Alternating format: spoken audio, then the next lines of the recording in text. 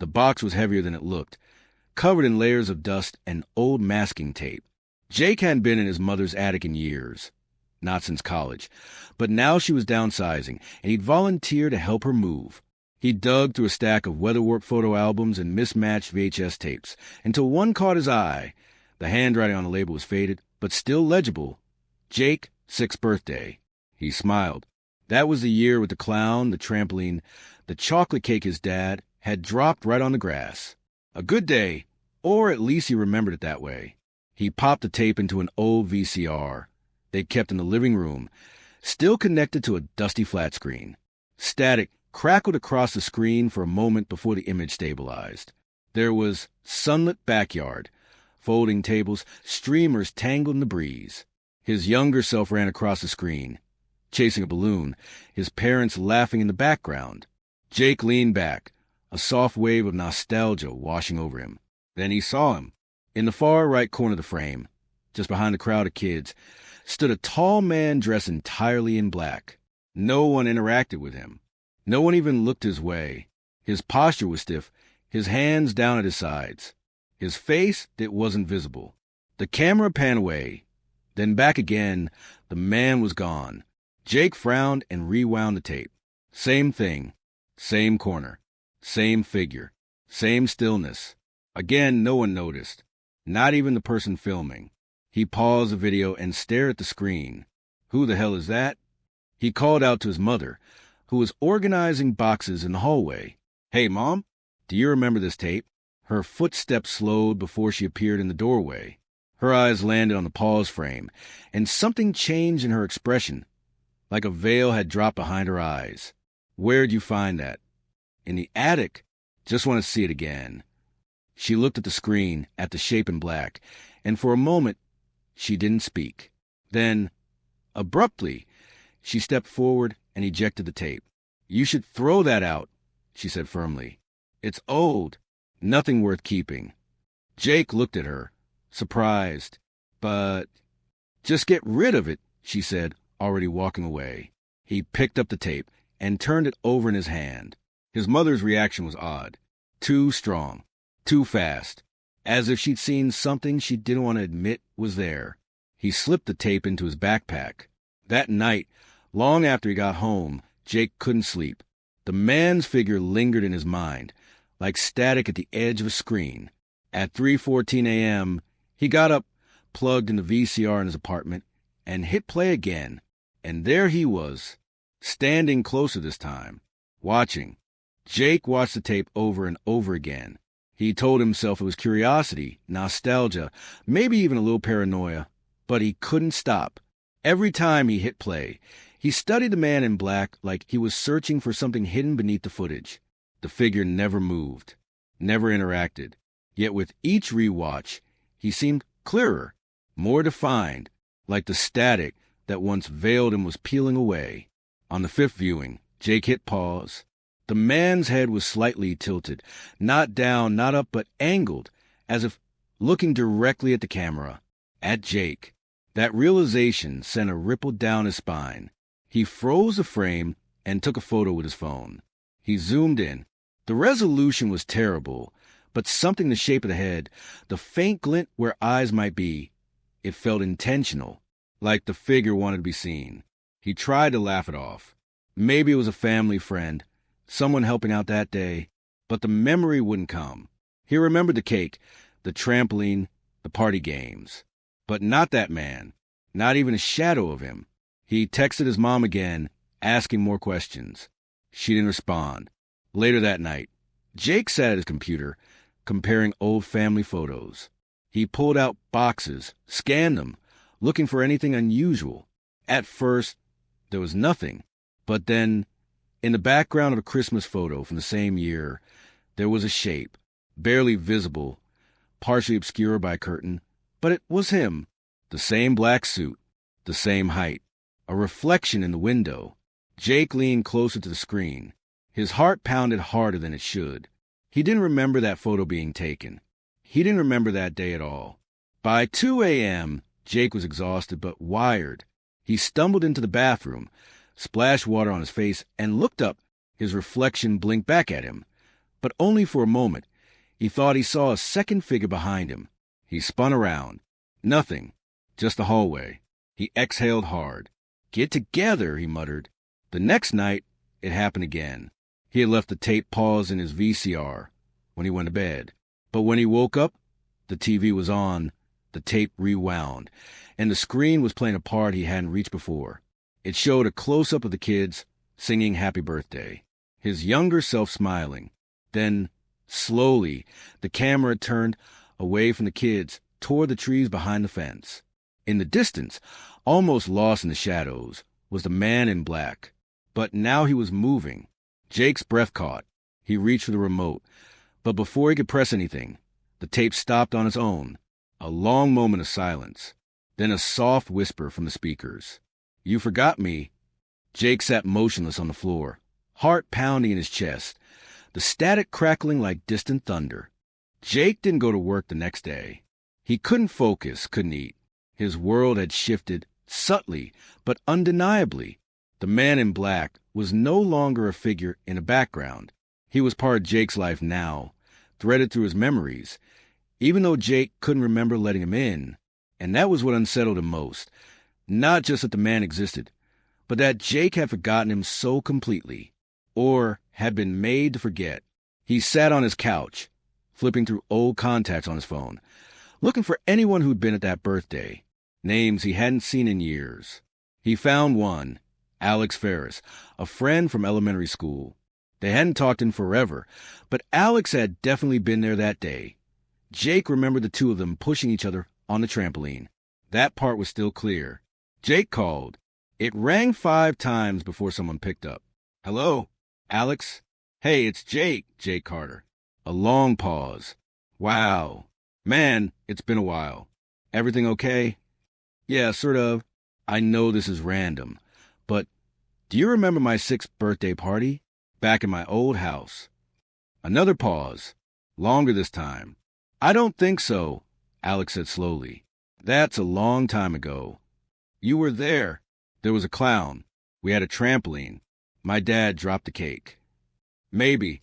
Sorry, why are you asking?" Jake hesitated. "Do you remember a man being there? Someone in a black suit? Tall, kind of just standing around, watching." Dead silence. "Alex." There was a sharp inhale on the other end. "You saw him too?" Jake's blood went cold. "You remember him?" he asked. "I don't want to. I haven't thought about that day in years. I don't even know why. It's like I blocked it out." His voice dropped. "But yeah, I saw him. And you, Jake, you talked to him." Jake blinked. "What?" "At the party. You walked away from the trampoline. He was by the fence.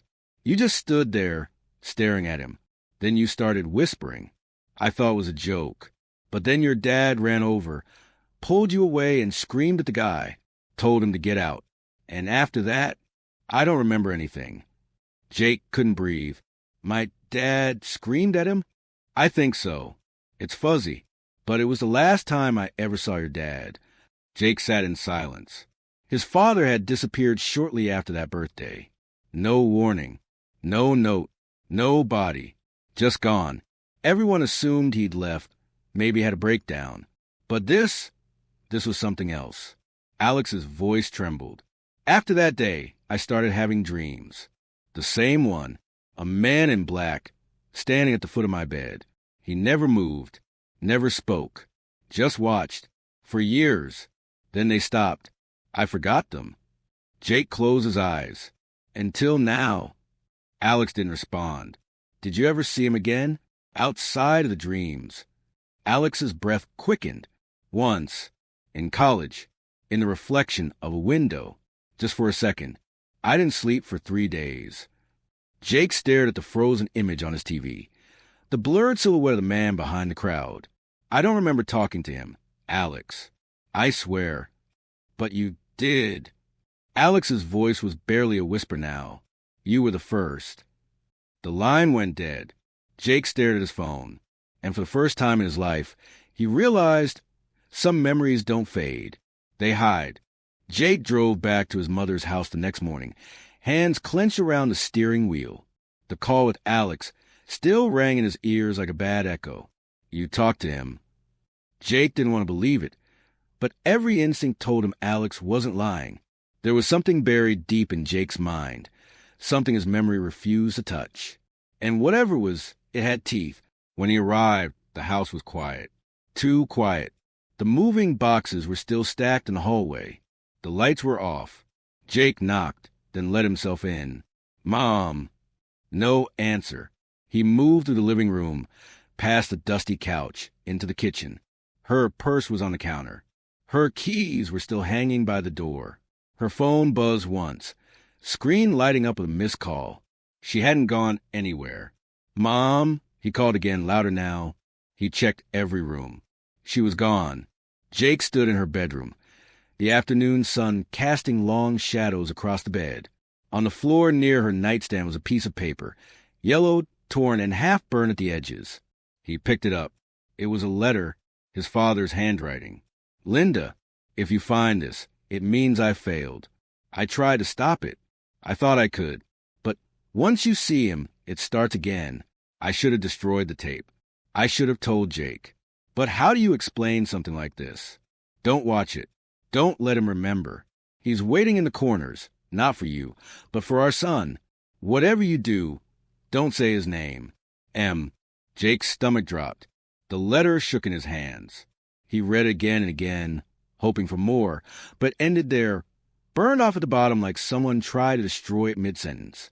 He searched the rest of the room and found a box of old documents and personal belongings. Tucked inside, beneath photo albums and his father's old watch, was a small leather notebook. He opened it. Pages and pages filled with frantic writing. Drawings of eyes. Sketches of a tall figure. Repeating phrases. He watches when you forget.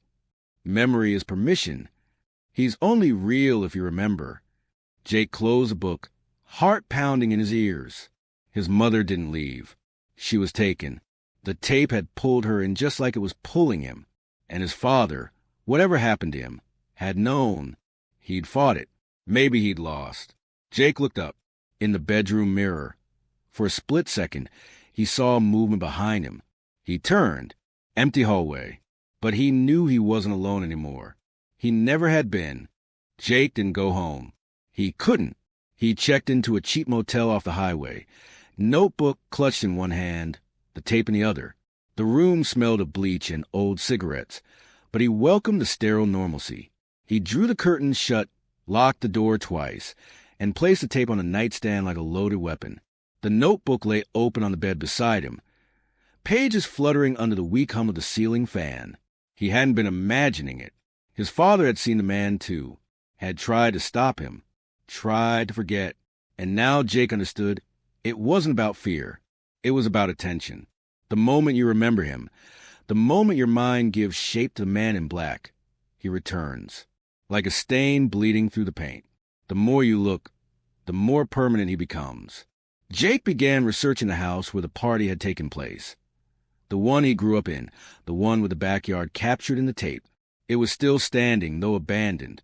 A series of owners had passed through over the years, most staying only a few months before moving out. A local forum had listed it as cursed, bad luck, even a place where time folds. Jake dismissed the folklore until he found a newspaper article from 1994. Family of 3 vanishes without a trace in local home. Different family, different names, same address. The article described their belongings untouched, their car in the driveway. No signs of struggle, no signs of forced entry. Just gone, like his father, like his mother. Jake dug deeper.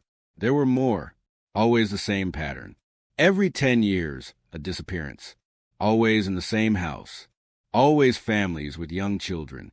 Jake circled the years on a notepad. The next cycle would have been due in 2004, the year after his birthday, the year his father vanished. But something had delayed it. Him. Jake realized what his father had done. He'd interfered, stopped the cycle, taken the burden onto himself. And when he disappeared, the man in black retreated.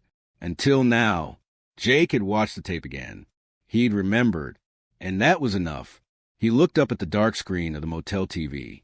His own reflection stared back, and behind it, faintly, in the distance, the man was standing.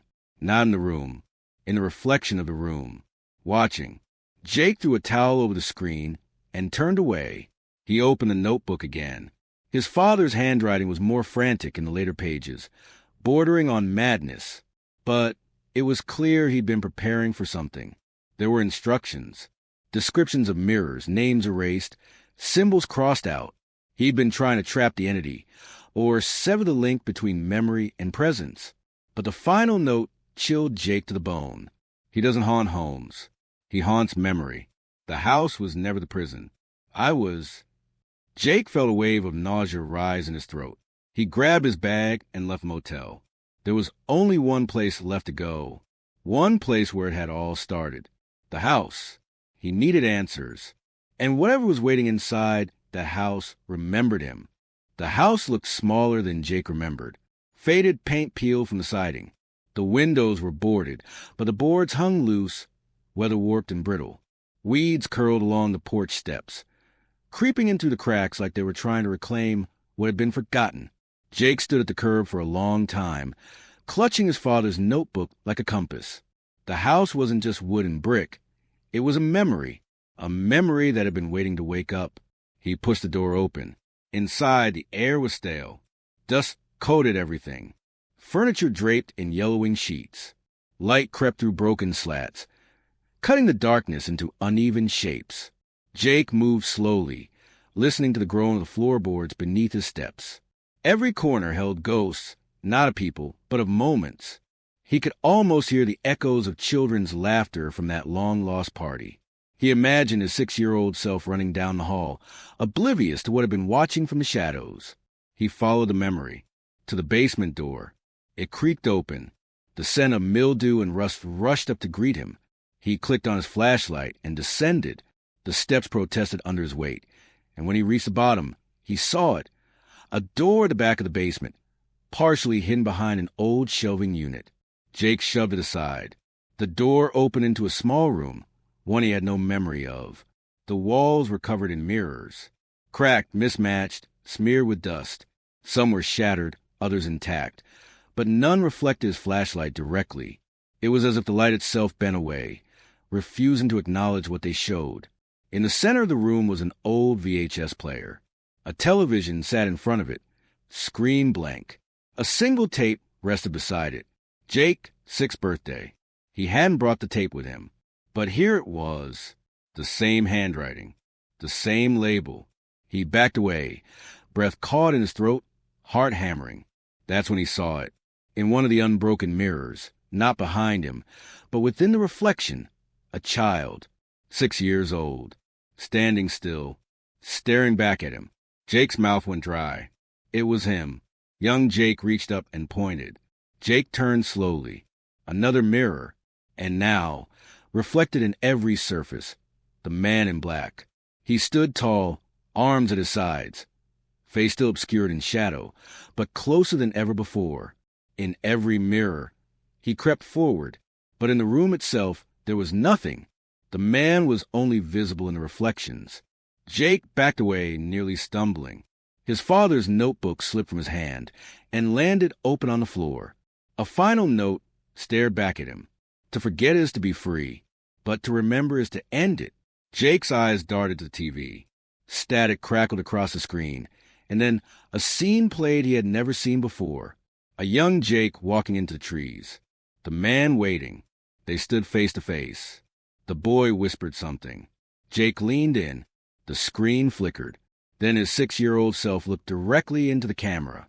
I remember you now. All the mirrors shattered at once. Jake stumbled back, ears ringing from the sudden crash of glass. The shards sparkled like cold fire on the floor, but the man in black was gone from the reflections. The basement was silent now, but the heavy presence lingered, like a shadow pressed against Jake's skin. He gripped the notebook tighter, scanning the last frantic notes. His father's words echoed in his mind. To remember is to end it. But what did that mean? To remember what? To face what? Jake wasn't sure he wanted to find out.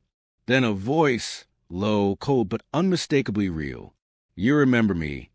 Jake spun toward the dark corner of the basement. A figure emerged, tall and impossibly still. The man in black. No face, just a void where features should be. Jake's heart pounded so loudly he thought it would burst. He wanted to run, to scream, but his legs were frozen. The figure stepped closer. "You forgot me once," it said, voice like wind over dead leaves. "But now you remember, and that is your curse." Jake swallowed hard, forcing himself to speak. Why? Why are you here? What do you want from me?" The man in black seemed to smile, though no lips moved. "I am the memory you buried, the part of you you erased to feel safe. I am the past you deny, the silence between your thoughts." Jake clenched his fists. "You're a ghost, a trick, a nightmare." "Maybe," the figure whispered, "but I am also the truth. The moment you remember me, I exist. The moment you forget, I fade." Jake's mind raced. "Then what? How'd I stop you?" The man reached out, a shadowy hand that brushed Jake's cheek. The touch was cold, yet familiar. "To end me, you must hold the memory. Face it. Make peace." Suddenly, Jake's thoughts exploded in a flood of images. His father screaming at the man at the party, his mother's terrified face, the silence that followed, the pain he'd pushed away for years, the feeling of abandonment, the weight of a past never understood. "I'm not afraid," Jake said, voice breaking. "I remember. I see you." The man in black hesitated. For the first time, uncertainty flickered through his presence. Slowly, he began to dissolve, like smoke caught in a draft. Remembering his power, the voice whispered as the figure vanished completely. The basement was empty. Jake sank to the floor, breath shaking, heart pounding. He had faced the darkness inside him, and for the first time in a long time, he felt free. Jake sat in the broken basement, the shards of glass crunching beneath his hands. The silence was heavy, not the oppressive kind that squeezed the air out of your lungs, but the calm after a storm, thick with possibility. The man in black was gone, but Jake knew the echoes of what he represented would linger. Memories, after all, never truly disappear. They just change shape. He took a deep breath and stood, careful not to cut himself on the shattered mirrors. Clutching his father's notebook, he made his way upstairs and out into the fading daylight. The house felt different now, less like a prison, more like a resting place, a place where the past could finally settle. Jake called Alex, his voice steady for the first time in days. They talked late into the night, piecing together fragments of their shared history, filling in gaps with memories they'd both forgotten or pushed away. The man in black was no longer a figure of terror, but a symbol of pain, loss, and the power of remembering. The next morning, Jake packed the tape, the notebook, and a few belongings. He didn't know where he was going, but he knew he had to move forward. Carrying the weight of memory wasn't easy, but it was necessary. To forget was to live in chains. As he locked the door behind him, the sun broke through the clouds, casting warm light over the yard. Jake smiled faintly, feeling a strange peace settle over him. The past was still there, but it no longer controlled him. He walked away from the house, not as a man running from shadows, but as one who had finally seen the darkness and survived.